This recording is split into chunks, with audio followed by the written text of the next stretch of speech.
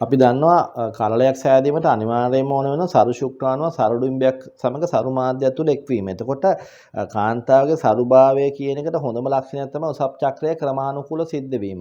එතකොට ගොඩක් කට්ටිය අහන ප්‍රශ්නයක් තමයි ඔසප් චක්‍රය අක්‍රමවත් වෙලා ගැප් ගැනීමට පුළුවන්ද කියලා. ඔව් පුළුවන්. නමුත් අනිවාර්යයෙන්ම තමන් ඔසප් චක්‍රය අක්‍රමවත් වීමට හේතු හොයා ගන්න. මොකද මේ හේතු වල නිවැරදිව ප්‍රතිකාර කරොත් තමයි ගැප් ගැනීමට සහ ඒ ගර්භණීභාවය පවත්වා ගැනීමට පුළුවන්. නැතම් කාන්තාවන් අපි දැකලා තියෙනවා මෙහෙම ඔසප් චක්‍රය අක්‍රමවත් වෙලා ගැප් ගෙන ටික කාලයකට පස්සේ ගර්භණීභාවය නැති වෙලා යනවා. ඒ කියන්නේ ගබ්සා වෙනවා. ඒක ගොඩක් අය ගබ්සා වීමදී පරීක්ෂා කරලා බැලුවහම ඔසප් චක්‍රය අක්‍රමවත් වෙන්න හේතු. ඒ කියන්නේ ඒක ගොඩක් වෙලාවට ගර්භාෂය බිත්තියේ ගැටලු නිසා හරි හෝමෝන ගැටලු නිසා හරි ඒ වගේ තත්වයක් තිබිලා ඒක සමනය කරන්නේ නැතුව ගර්භණී වුණාට පස්සේ ඒ හේතු නිසාම ගර්භණී වෙච්ච කාන්තාවගේ දරු ගබ නැති වෙලා යනවා. ඒතකොට අපි නිතරම කරන්න ඕනේ ඔසප් චක්‍රය අක්‍රමවත් නම් ඒකට හේතු හොයන්න ඕන. හේතු හොයලා හේතු වලට පිළියම් කළා ඒක නිවැරදි රටාවට හදාගෙන තමයි ගර්භණී වෙන්න ඕනේ. මොකද ගර්භණී වීම වගේම ගර්භණීභාවය ඒ මාස 10ම පවත්වා ගැනීමත් ඉතාම අත්‍යවශ්‍යයි. එතකොට ඒක